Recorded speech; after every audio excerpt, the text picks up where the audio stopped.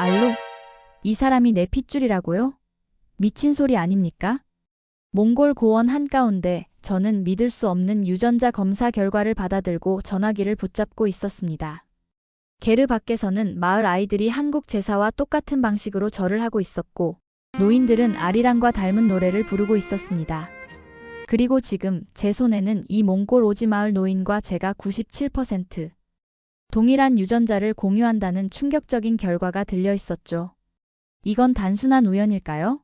아니면 천년을 넘어 우리가 잊고 있었던 고구려의 후예들이 그곳에 살아있는 걸까요?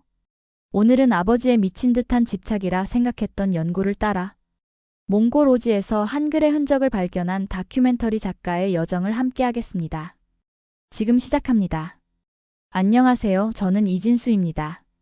48살 유럽에서 활동하는 다큐멘터리 작가죠. 지금 제가 몽골행 비행기에 몸을 싣게 된 이유는 단 하나입니다. 아버지의 흔적을 따라가는 것. 아버지는 고고학자였습니다. 한국 고대사, 특히 고구려 북방 이주설에 평생을 바친 분이셨죠.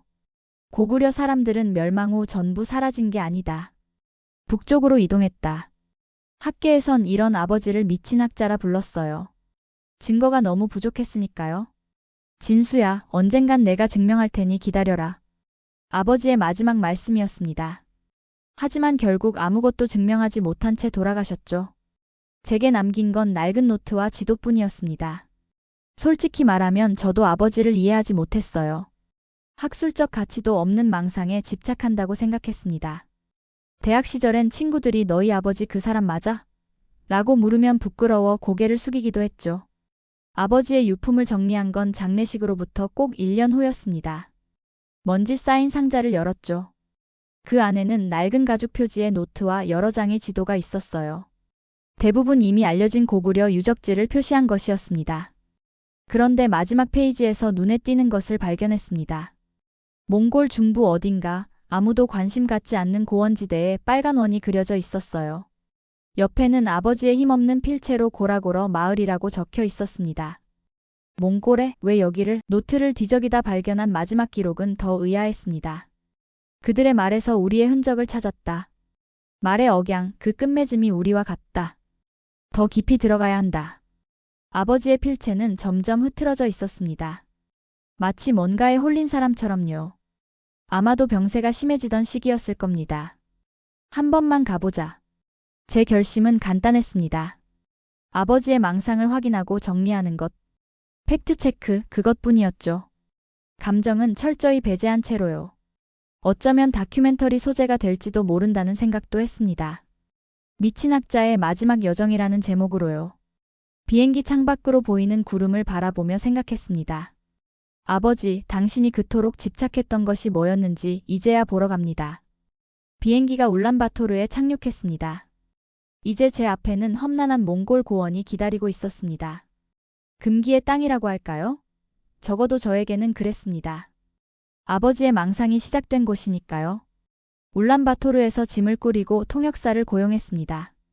바트라는 젊은 몽골 남자였죠. 대학에서 한국어를 전공했다고 합니다. 아버지의 지도에 표시된 좌표를 보여주자 바트는 고개를 갸웃했습니다. 이상하네요. 그곳은 관광지도 아니고 특별한 것도 없는 곳인데요. 그래도 가봐야 했습니다. 울란바토르에서 지프차를 빌려 북서쪽으로 향했죠. 길은 점점 험해졌습니다. 포장도로는 사라지고 흙먼지 날리는 길만 남았죠. 하루 종일 달렸습니다. 저기 마을이 보입니다. 바트가 손가락으로 가리키는 곳에 작은 마을이 보였습니다. 몽골 전통 가옥인 게르가 20여 개 모여 있었죠. 차에서 내리자 쌀쌀한 바람이 얼굴을 때렸습니다. 분명 여름이었지만 고원지대라 그런지 제법 쌀쌀했어요. 마을에 들어서자 아이들이 몰려왔습니다. 호기심 가득한 눈으로 우리를 바라봤죠. 그때였습니다. 한 아이가 다른 아이를 부르는 소리가 들렸어요. 자르가라. 그 순간 제 심장이 멈추는 것 같았습니다. 그 억양, 말끝을 살짝 올리면서 부드럽게 느리는 그 억양이 너무나 익숙했거든요. 어릴 적 외할머니가 저를 부르던 그 억양과 똑같았습니다. 진수야. 귀에서 외할머니 목소리가 울렸습니다. 너무 비슷해서 소름이 돋았어요. 바트에게 물었습니다. 지금 저 아이가 부른 방식이 특별한가요? 바트는 고개를 갸웃했습니다. 특별하지는 않아요. 몽골어는 억양으로 감정을 많이 표현하거든요. 누군가를 사랑하는 마음으로 부를 때는 말끝을 올리면서 길게 부르는 편이죠. 진짜 이상했습니다. 왜 이렇게 익숙하게 느껴지는 걸까요? 더 놀라운 건 마을 이름이었습니다. 이 마을 이름이 뭐죠? 고라고러라고 합니다. 오래된 마을이라고 하더군요. 고라. 아버지 노트에 적혀있던 바로 그 이름이었습니다. 그리고 이 발음, 고라는 고구려의 고와 발음이 비슷했죠. 우연일까요? 아버지는 이것을 발견하고 흥분했던 걸까요? 마을 어른들이 우리를 맞이했습니다. 나이 지긋한 노인이 앞으로 나왔죠. 눈가에 주름이 깊게 패인 얼굴이었습니다. 바트가 통역을 했어요. 손님을 환영한다고 하십니다. 왜 이곳에 왔는지 물으시네요. 뭐라고 대답해야 할지 망설였습니다. 미친 아버지의 망상을 확인하러 왔다고 할 수는 없었으니까요. 문화 연구를 위해 왔습니다. 이 지역 전통과 생활 방식에 관심이 있어요. 노인은 미소를 지었습니다. 그 미소가 왠지 모르게 외할아버지의 미소와 닮아 있어서 또 한 번 놀랐습니다. 노인이 말했습니다. 마침 내일부터 나담 축제가 시작됩니다. 우리 마을의 모든 것을 볼 수 있을 거예요. 바트의 통역을 들으며 생각했습니다. 이게 다 우연일까? 아니면 정말 아버지가 무언가를 발견한 걸까? 그날 밤 게르에 누워 천장을 바라보며 생각했습니다. 이제 막 여정이 시작됐을 뿐인데 이미 너무 많은 감정이 일었습니다. 아버지의 흔적을 따라가는 이 여정이 어떻게 끝날지 그때는 짐작조차 할 수 없었죠. 다음 날 아침 일찍 눈을 떴습니다. 게르 안은 따뜻했지만 밖은 쌀쌀했죠. 마을 사람들이 분주히 움직이고 있었습니다. 나담 축제 준비를 하는 듯 했어요. 오늘은 축제 전날이라 제사를 지낸다고 하네요. 손님인 당신도 참여해도 좋다고 합니다. 바트의 말에 고개를 끄덕였습니다. 문화연구가 목적이라고 했으니 거절할 이유가 없었죠. 마을 중앙으로 향했습니다. 사람들이 모여 큰 흙가마를 만들고 있었어요. 저게 뭐죠? 흙가마예요. 양고기를 찌는 데 사용합니다. 중요한 의식이 있을 때만 쓰는 특별한 조리법이죠. 흙가마에서 불이 피어오르고 향신료와 고기 냄새가 퍼졌습니다. 그 순간 어디선가 본 듯한 느낌이 들었어요. 어릴 적 외할머니 집에서 명절 때 보던 광경과 비슷했습니다. 물론 우리는 흙가마를 쓰진 않았지만 그 분위기가 흡사했죠. 오후가 되자 제사가 시작됐습니다. 마을 중앙에 상이 차려졌어요. 놀라운 건 상차림이었습니다. 밥과 반찬이 분리되어 있었어요. 한국의 제사상과 놀랍도록 유사했습니다. 이런 상차림은 일반적인 몽골 방식인가요? 바트는 고개를 저었습니다. 아니요. 보통 몽골 음식은 한 그릇에 다 담아 먹어요. 이렇게 따로 담는 건 특이하네요. 더 놀라운 장면이 이어졌습니다. 사람들이 절을 하기 시작했어요. 그런데 그 방식이 너무 익숙했습니다. 이마에 손을 대고 고개를 숙이는 방식, 한국의 제사 의식과 너무 비슷했어요. 어떻게 이게 여기에 살아있지? 저도 모르게 중얼거렸습니다. 바트가 듣고 물었어요. 무슨 말씀이세요? 아니, 이 의식이 한국의 전통 제사와 너무 비슷해서요. 바트도 놀란 듯 했습니다. 그는 통역사로서 한국 문화를 공부했으니까요. 그도 이 유사성을 알아차린 듯 했습니다. 제사가 끝나고 음식을 나눠 먹기 시작했습니다. 양고기찜은 생각보다 맛있었어요. 하지만 제 마음은 음식에 있지 않았습니다. 머릿속은 온통 의문으로 가득 찼죠. 어떻게 이런 유사성이 존재할 수 있을까? 정말 고구려 사람들이 이곳까지 왔던 걸까? 아버지의 주장이 사실이었던 걸까? 마을 노인 옆에 앉았습니다. 바트의 통역을 통해 대화를 시도했죠. 이 의식은 언제부터 행해진 건가요? 노인은 깊은 주름진 얼굴로 미소 지었습니다. 우리 조상들부터요. 아주 오래전부터 내려온 전통입니다. 조상을 기리는 방법이죠. 혹시 이 마을의 역사에 대해 아시는 것이 있나요? 노인은 잠시 생각하더니 대답했습니다. 우리는 북쪽에서 온 사람들의 후손이라고 합니다. 정확히 어디인지는 모르지만 바다가 있는 곳에서 왔다고 하더군요. 순간 가슴이 쿵 내려앉는 느낌이었습니다. 북쪽에서 온 사람들, 바다가 있는 곳, 한반도를 가리키는 게 아닐까요? 식사를 마치고 게르로 돌아왔습니다. 머릿속이 복잡했습니다. 아버지가 보았던 것들, 느꼈던 것들이 조금씩 이해가 되기 시작했어요. 하지만 아직 확신할 수는 없었습니다. 더 많은 증거가 필요했죠. 그날 밤 저는 어릴 적 외가에서 명절을 보내던 기억을 떠올렸습니다. 할머니가 차리던 제사상, 조용히 절을 하던 모습, 그리고 후에 모두 모여 음식을 나누던 풍경. 그 모든 것이 오늘 본 장면과 겹쳤습니다. 아버지, 당신이 본 것을 저도 보고 있습니다. 작은 소리로 중얼거렸습니다. 창 밖으로는 수많은 별이 빛나고 있었어요. 어쩌면 저 별들은 1000년 전 고구려 사람들도 봤을지 모릅니다. 다음 날 아침 마을은 나담 축제의 열기로 가득했습니다. 말타기, 씨름, 활쏘기. 몽골의 전통 경기들이 펼쳐졌죠.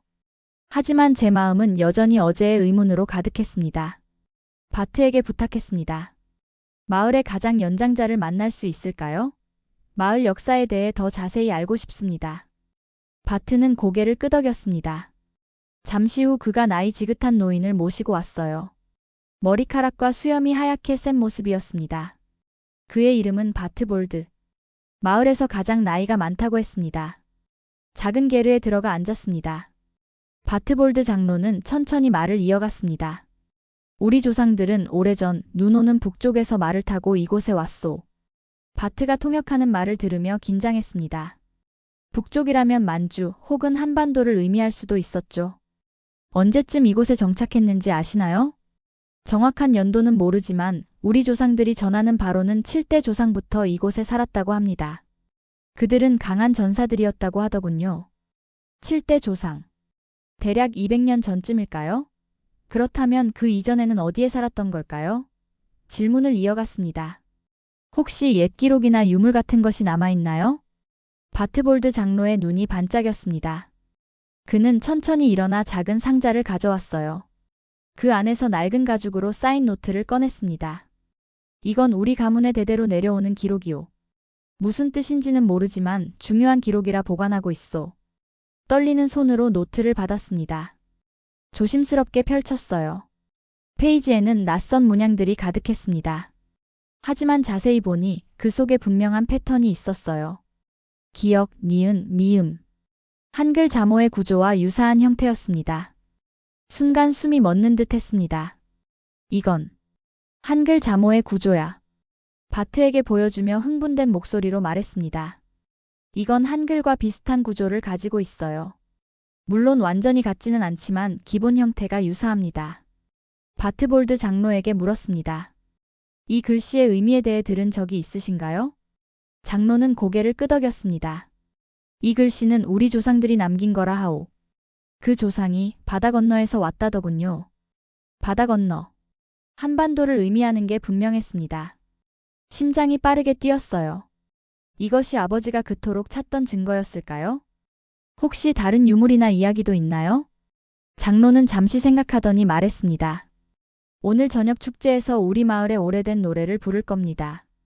그 노래에도 조상들의 이야기가 담겨 있소. 들어보시면 좋겠소. 감사 인사를 전하고 게르를 나왔습니다. 머릿속은 생각으로 가득했어요. 실제로 고구려 사람들이 멸망 후 북쪽으로 이동했을 가능성. 그리고 그들의 일부가 이곳까지 왔을 가능성.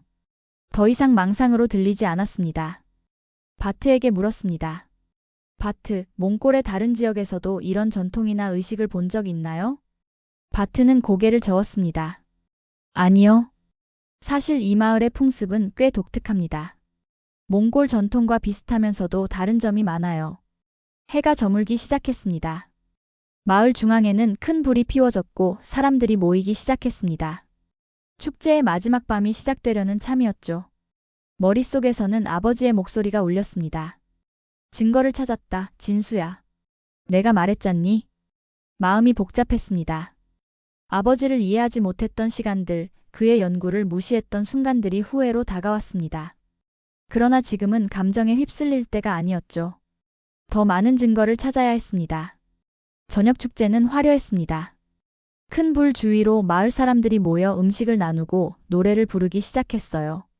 처음에는 전형적인 몽골 민요가 이어졌습니다. 넓은 초원과 말을 노래하는 내용이었죠. 그러다 분위기가 바뀌었습니다. 노인들이 앞으로 나와 원을 그리며 서 있더니 아주 다른 멜로디의 노래를 부르기 시작했어요. 느리고 구슬픈 멜로디였습니다. 그런데 가사 중에 이상한 부분이 들렸습니다. 아라랑고. 귀를 의심했습니다. 바트에게 급히 물었어요. 지금 뭐라고 했나요? 저 부분 다시 들려주세요. 바트도 놀란 표정이었습니다.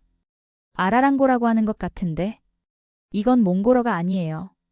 전에 내려오는 오래된 축제 노래라고 하네요. 정확한 뜻은 아무도 모른대요. 심장이 빠르게 뛰었습니다. 아라랑고. 아리랑과 발음이 너무 비슷했어요. 우연일 리가 없었습니다. 노래가 계속되는 동안 귀에 깊게 들었습니다. 멜로디, 음률의 구조. 한국의 아리랑과 놀라울 정도로 유사했어요. 물론 완전히 같지는 않았지만 그 정서와 구조는 분명 아리랑의 그것이었습니다. 아리랑은 우리가 잊어버렸지만 그들은 느낌으로 기억하고 있었던 것이다. 노래가 끝나고 사람들이 박수를 쳤습니다. 저는 여전히 충격 속에 있었어요. 바트볼드 장로에게 다가가 물었습니다. 이 노래는 언제부터 불러오신 건가요? 아주 오래전부터요. 우리 조상들이 처음 이곳에 왔을 때부터 불렸다고 합니다. 슬픔과 향수를 담은 노래라고 하더군요. 슬픔과 향수. 고향을 잃은 사람들의 노래였던 겁니다. 고구려가 멸망하고 북쪽으로 이동한 사람들이 자신들의 정서를 노래에 담아 전해왔던 것이죠. 노래를 녹음하고 싶었지만 마을 사람들은 이를 허락하지 않았습니다. 신성한 의식이라 외부에 공개하지 않는다고 했어요. 그들의 문화를 존중해야 했기에 더 이상 요구하지 않았습니다. 축제가 끝나갈 무렵 한 젊은 여성이 다가왔습니다. 바트가 통역했어요. 당신이 바다 건너에서 왔다고 들었어요. 우리 할머니가 만나고 싶어 합니다. 호기심에 이끌려 그녀를 따라갔습니다. 작은 게르 안에는 아주 연로한 노파가 앉아 있었어요. 흰 머리카락, 깊은 주름이 세월의 흔적을 보여주는 얼굴이었습니다. 노파는 저를 보자 눈물을 흘렸습니다. 그리고 제가 이해할 수 없는 말을 중얼거렸어요. 바트도 혼란스러운 표정이었습니다. 이건 몽골어가 아니에요. 할머니만 쓰는 특별한 말이라고 해요. 호기심에 노파의 말을 녹음했습니다.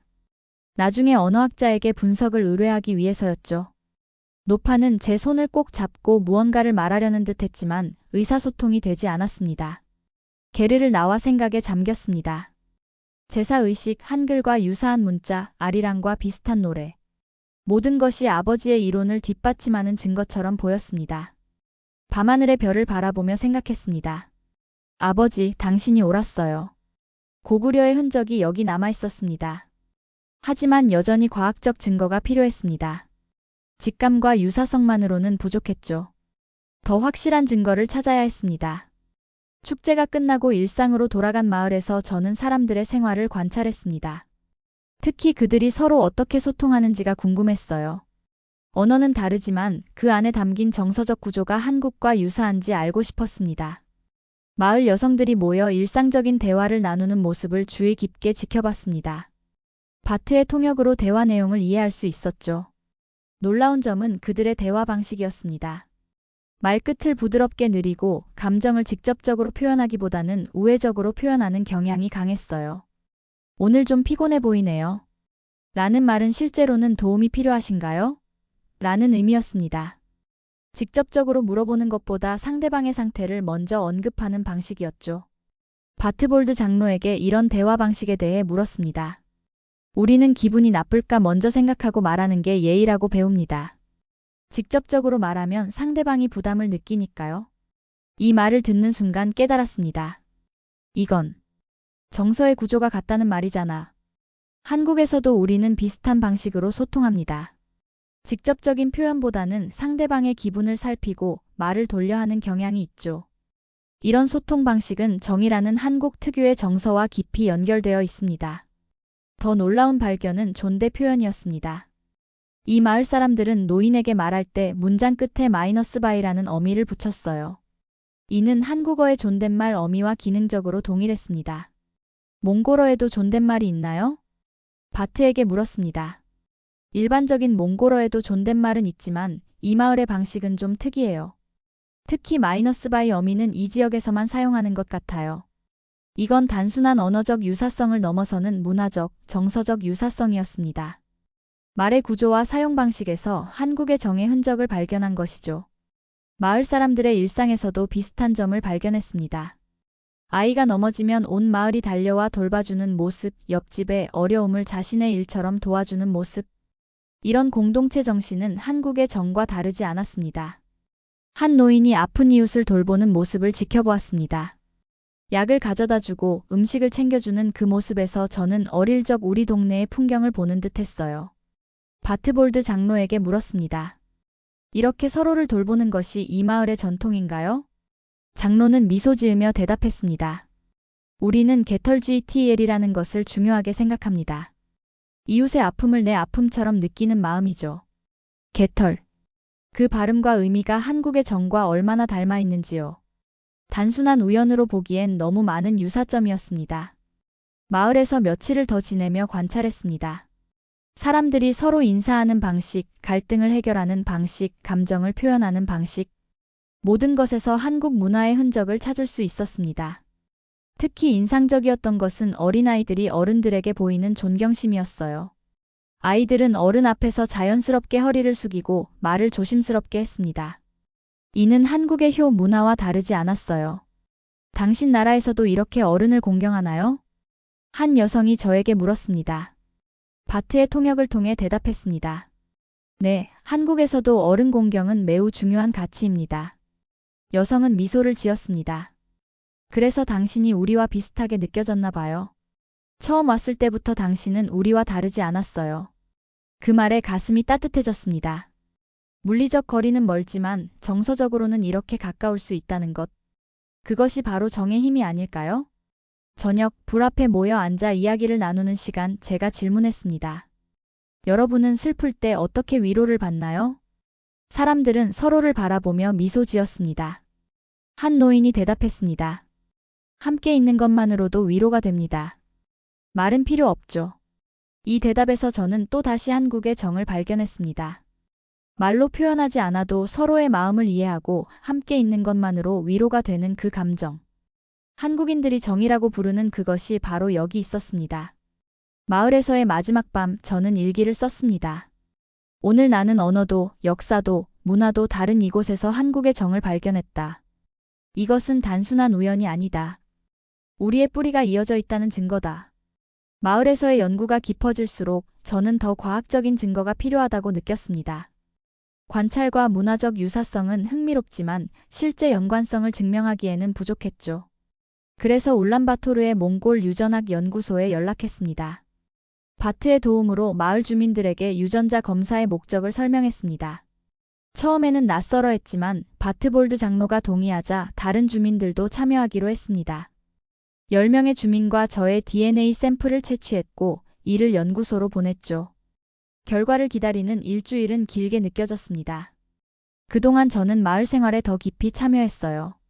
양떼를 돌보고 게르를 정리하고 음식을 준비하는 일상에 함께했습니다.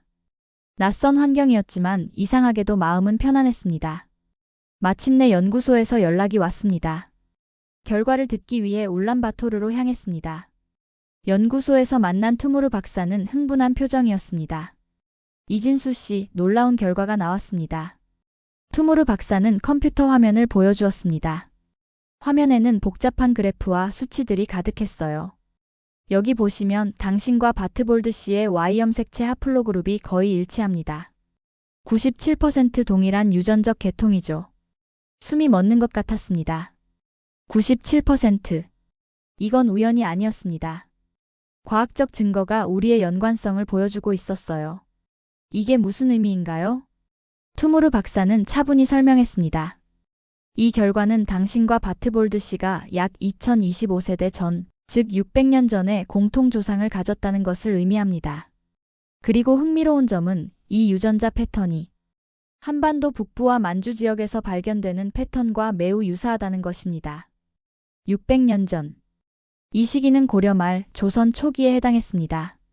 아버지의 이론대로라면 고구려 유민들이 북쪽으로 이동한 후 세대를 거쳐 이곳까지 왔을 가능성이 있었죠. 다른 주민들의 결과는 어떤가요? 10명 중 8명이 유사한 패턴을 보입니다. 이 마을 사람들은 분명 다른 몽골인들과는 다른 유전적 특성을 가지고 있어요. 이 말을 듣는 순간 가슴 속에서 무언가가 무너지는 것 같았습니다. 그동안의 의심, 아버지에 대한 불신이 무너져 내렸어요. 아버지는 옳았던 것입니다. 연구소를 나와 호텔방에 앉아 울었습니다. 감정의 홍수를 막을 수 없었어요. 우린 서로 다른 나라에서 태어났지만 같은 피로 연결된 형제였다. 이 생각이 머릿속을 맴돌았습니다. 마을로 돌아가 바트볼드 장로에게 결과를 알려야 했습니다. 마을에 도착했을 때 주민들은 이미 소식을 들은 듯 했습니다. 바트볼드 장로가 저를 맞이했어요. 당신이 우리의 동족이라는 걸 알고 있었소. 처음 왔을 때부터 느꼈소. 장로의 눈에도 눈물이 맺혔습니다. 저는 그의 손을 꼭 잡았습니다. 아버지는 이걸 보지 못하고 떠났구나. 목이 메어 더 이상 말을 잇지 못했습니다. 장로는 제 등을 토닥였어요. 당신 아버지는 이미 알고 있었소. 몇 년 전 이곳에 와서 우리와 이야기를 나눴소. 하지만 아무도 그를 믿지 않았지. 충격적인 사실이었습니다. 아버지가 이미 이곳에 와 있었다니. 그리고 아무도 그를 믿지 않았던 것이죠. 저도 그중 하나였습니다. 장로는 작은 상자를 가져왔습니다. 그 안에는 낡은 사진 한 장이 있었어요. 제 아버지와 젊은 시절의 바트볼드 장로가 함께 찍은 사진이었습니다. 사진 뒷면에는 아버지의 필체로 이렇게 적혀 있었습니다. 진수야, 내가 발견한 진실이다. 언젠가 네가 이곳에 올 것을 알고 있다. 눈물이 멈추지 않았습니다. 아버지는 알고 있었던 것입니다. 제가 언젠가 그의 발자취를 따라 이곳에 올 것을. 그리고 마침내 진실을 발견할 것을. 바트볼드 장로와 마을 사람들은 작은 잔치를 열었습니다. 잃어버린 형제의 귀환을 축하하는 자리였어요. 그날 밤 우리는 함께 노래하고 춤추었습니다. 언어는 달랐지만 마음은 하나였죠. 마을을 떠나기 전날 밤 바트볼드 장로가 저에게 작은 선물을 주었습니다. 오래된 가죽 주머니 안에는 작은 옥 조각이 들어있었어요. 이건 우리 조상들이 가져온 것이오. 바다 건너에서 온 보물이라고 했소. 이제 당신에게 돌아가야 할 때가 된 것 같소. 옥 조각을 들어올려 보니 그 푸른빛이 달빛에 반짝였습니다. 한국에서 발견되는 전통 옥과 같은 재질이었죠. 가슴이 뭉클했습니다. 고맙습니다, 바트볼드 할아버지. 처음으로 그를 할아버지라고 불렀습니다. 그의 눈에서 눈물이 흘러내렸습니다. 당신이 우리를 잊지 않길 바라오. 절대 잊지 않을게요. 우리의 이야기를 세상에 알리겠습니다. 그날 밤 저는 별이 가득한 하늘 아래 앉아 생각했습니다. 우리는 서로 다른 나라에서 태어났지만 같은 피로 연결된 형제였던 것입니다. 수백 년의 시간과 수천 킬로미터의 거리도 우리의 연결을 끊을 수 없었습니다. 한국으로 돌아오는 비행기 안에서 저는 지난 한 달간의 여정을 되돌아봤습니다. 제 삶은 완전히 바뀌었습니다. 아버지를 이해하게 되었고 제 뿌리에 대한 새로운 인식을 갖게 되었죠. 서울에 도착하자마자 어머니를 찾아갔습니다. 오랜만에 만난 어머니는 반갑게 저를 맞아주셨죠. 어머니가 끓여주신 된장찌개를 먹으며 몽골에서의 경험을 이야기했습니다. 엄마, 몽골에서 누군가가 나한테 이랬어요. 말에는 마음을 담아야 한다고. 그게 정이래요. 어머니는 미소 지으셨습니다. 내 아버지도 항상 그런 말을 했었지. 정이란 말로 표현할 수 없는 거라고. 어머니는 서랍에서 아버지의 일기장을 꺼내 보여주셨습니다. 그 안에는 몽골 마을에서의 경험이 자세히 기록되어 있었어요. 아버지는 10년 전부터 그곳을 오가며 연구했던 것입니다. 일기의 마지막 페이지에는 이렇게 적혀 있었습니다. 우리의 정신은 국경을 넘어 흐른다. 언어와 문화가 달라도 정의 구조는 같다. 언젠가 진수가 이것을 깨닫기를. 아버지의 마지막 바람이었던 것입니다. 그리고 저는 마침내 그것을 깨달았습니다. 다음 날부터 저는 연구 결과를 정리하기 시작했습니다. 문화적 유사성, 언어적 특성, 유전자 검사 결과. 모든 증거를 모아 논문을 작성했습니다. 처음에는 학계에서 의심의 눈초리를 보냈지만 유전자 검사 결과는 무시할 수 없는 증거였죠. 논문이 발표된 후 저는 다큐멘터리 제작을 시작했습니다. 한글의 흔적 고구려 후예들의 이야기라는 제목으로요. 촬영을 위해 다시 몽골을 찾았을 때 마을 아이들이 반갑게 맞아주었습니다. 놀라운 것은 그들이 서툴지만 한국어로 감사합니다 라고 말했다는 점이었어요. 바트볼드 장로가 한국어를 가르치기 시작했다고 했습니다. 우리의 뿌리를 잊지 않기 위해서요. 다큐멘터리는 큰 반향을 일으켰습니다. 많은 사람들이 고구려 이주민들의 흔적에 관심을 갖기 시작했고 학계에서도 새로운 연구가 시작되었습니다. 한국과 몽골 정부는 공동 연구 프로젝트를 설립했고 고라 마을은 문화유산 보존 지역으로 지정되었습니다. 그러나 제게 가장 중요한 것은 개인적인 깨달음이었습니다. 아버지와의 화해, 그리고 제 정체성에 대한 새로운 이해였죠. 1년 후 저는 아버지의 묘소를 찾았습니다. 손에는 몽골에서 가져온 옥 조각이 들려 있었어요. 아버지, 당신이 옳았어요. 그들은 여전히 우리가 남긴 것을 지키고 있었습니다. 우리가 잊고 살았을 뿐 그들의 시간 속엔 우리가 살아 있었습니다. 그 이름은 정이었습니다. 묘비 앞에 옥 조각을 놓았습니다. 이제 아버지는 평화롭게 쉴 수 있을 것입니다. 오늘도 저는 몽골과 한국을 오가며 연구를 계속하고 있습니다. 고라 마을 주민들은 이제 제 가족이 되었습니다. 매년 나담 축제 때면 함께 모여 아리랑을 부르고 제사를 지냅니다. 언어는 다르지만 마음은 통합니다. 문화는 달라도 정서는 같습니다. 수천 킬로미터 떨어진 곳에서도 우리는 같은 정으로 연결되어 있습니다. 찬바람이 불어오는 몽골 고원에서 한국의 정서가 여전히 살아 숨쉬고 있다는 사실. 이것은 우리 역사의 놀라운 연속성을 보여주는 증거입니다. 그들은 여전히 우리가 남긴 것을 지키고 있었습니다. 우리가 잊고 살았을 뿐 그들의 시간 속엔 우리가 살아 있었습니다. 그 이름은 정이었습니다. 오늘 이야기 어떠셨나요? 여러분의 구독과 좋아요는 영상 제작에 큰 힘이 됩니다. 소중한 시간 함께 해주셔서 감사합니다. 지금까지 감동민국이었습니다.